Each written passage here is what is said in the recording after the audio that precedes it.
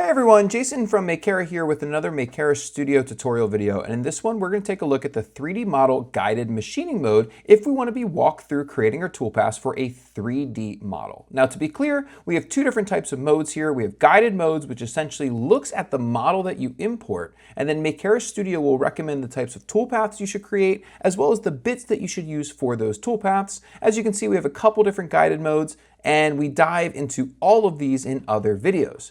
The custom modes, on the other hand, essentially allows you to set up a project, choose your stock, import a model, but then everything else is entirely in your control. You choose the toolpaths, you choose the bits, and that is more for expert users or really complex jobs. If you're going to make a pretty simple part, you might find that the guided mode can really help you create the toolpaths, and even if it's a complex thing like a relief, all the feeds, speeds, bits, and all the different bit sizes you should be using can be determined by Makera Studio.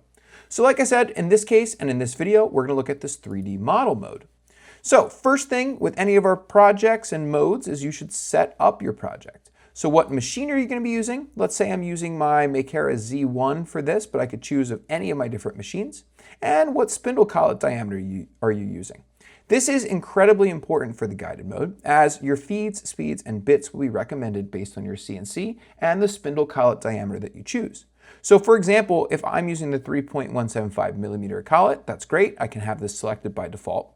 But if I'm using a 4 millimeter collet and I want Makera Studio to recommend 4 millimeter tools, I need to select that now in the guided mode.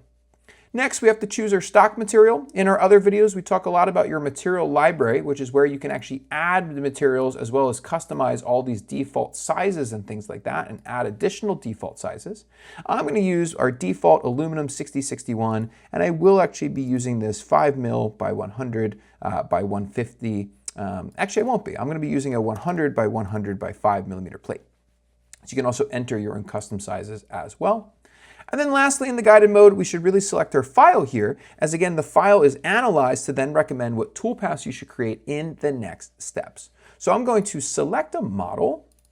Here is a little sample 3D part. You can see we have a couple holes, a couple pockets, and a contour or so. So we can actually now be walked through creating the toolpath for this model. I want to point out that when you're creating 3D toolpaths with a 3D model, this should really be a step file, STEP, as a step file is a boundary representation file that actually allows CAM software like Makera Studio to select the individual faces and features. An STL file or a mesh file really is essentially just a 3D model that's kind of like a wireframe model, so you can't select the individual features. So for making 3D toolpaths, you really need a step. For making 3D reliefs and engravings, you could get away with a step or an STL, or if you wanted to make something like this, you could also use a vector file, like a DXF or SVG, but to do that, we would of course be in our 2D guided mode, not the 3D guided mode. So stock is all set up, my machine's set up, my model's imported. Let's click next. Now, the toolpath it's going to recommend will vary depending on the model that you're working with. So, for example, I have some holes, and it's asking if I need to thread any holes. So let's go ahead and click Add Thread Path, because I do want to thread these two holes. I can choose same diameter and then select one hole, and both should be selected because these are the same diameter in my design. And then I'm going to hit the checkbox.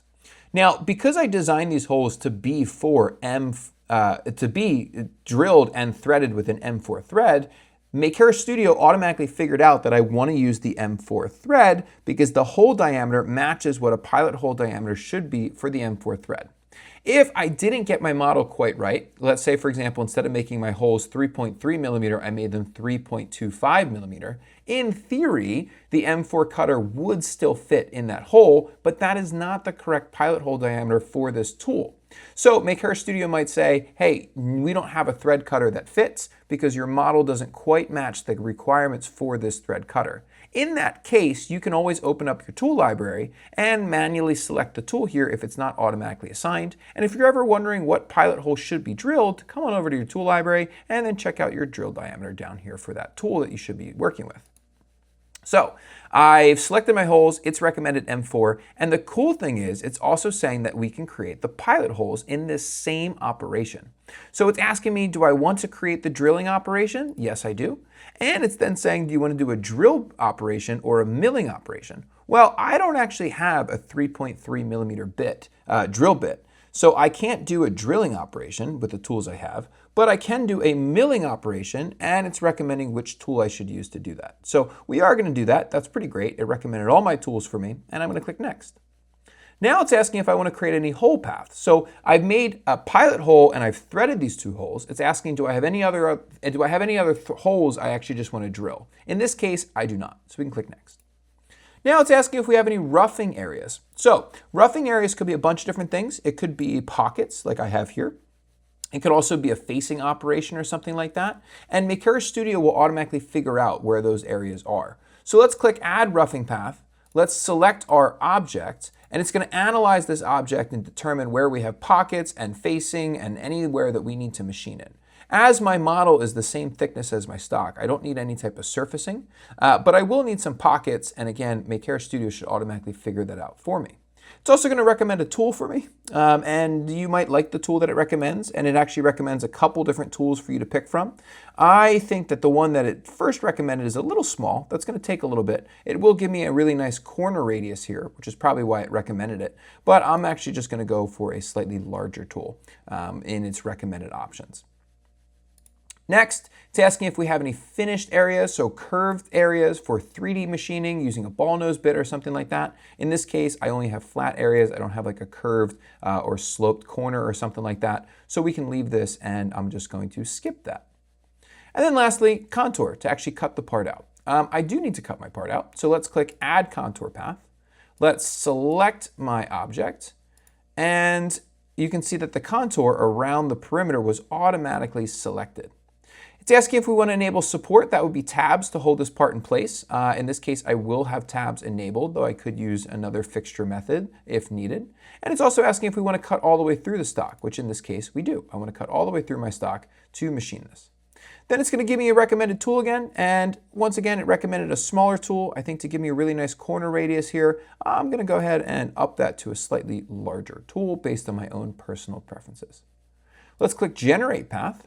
And that's going to generate all of my tool paths. So let's see. I'm going to hide them just so we can see them one at a time. We have a pocket roughing path here. So that's actually going to create our two roughing areas. And you'll notice it's not actually putting the tool paths in the order that they were drawn. It's going in the order that would be optimal for machining. So it's determined that actually machining this pocket before clearing out these holes is more efficient. So it's actually moved that to be first. So we have our roughing paths for these pockets. That looks great. Then we have our pilot machining path. So this is actually a pocket operation to create a pilot hole for the thread. Then we actually have the threading path after that, followed by the contour. And you can see that we have some tabs drawn here, and you can see that we're cutting all the way to the bottom of our stock. But even though you use the guided mode to create your tool paths with the recommended feeds and speeds and things, you can still go in and customize all of these if you'd like. For example, I noticed that I am machining to the stock, but what if my stock isn't exactly 5 millimeters? I usually like to machine slightly past. So let me go into the settings for this contour cut, and let's just add a 1 millimeter offset just to machine a little bit past. And actually, you know what? 1 millimeter is quite large. Let's add a 0.5 millimeter offset just to machine past. You'll also notice that now my tab is really, really small. So with my 0.5 millimeter offset, let me also maybe come down here and increase my tab thickness to 1.5 millimeters. And that looks a little bit better. I also always like to enable ramping whenever I'm working with metal, so that way it just reduces the wear on my bits. So let me enable ramping for that. Let me also enable ramping for my roughing pass. And every time you make a change, you do need to recalculate for that change to be affected. And that, I think, looks pretty good. Now, before you actually go ahead and machine this, it's always a good idea to preview. So let's click Preview, and we can preview all of our tool paths if we want. And let's just see what our part looks like here. All right, that looks pretty good. I think that is ready to be machined. So there is our toolpaths for creating a guided 3D project. As I mentioned before, you could always start in guided, then customize, or you might want to actually just go right into the custom mode when doing a project like this, whatever suits your needs and your style. Definitely check out more guides on our other tools and features from Makera Studio on our Wiki and YouTube channel, and stay tuned for more. Thanks for watching.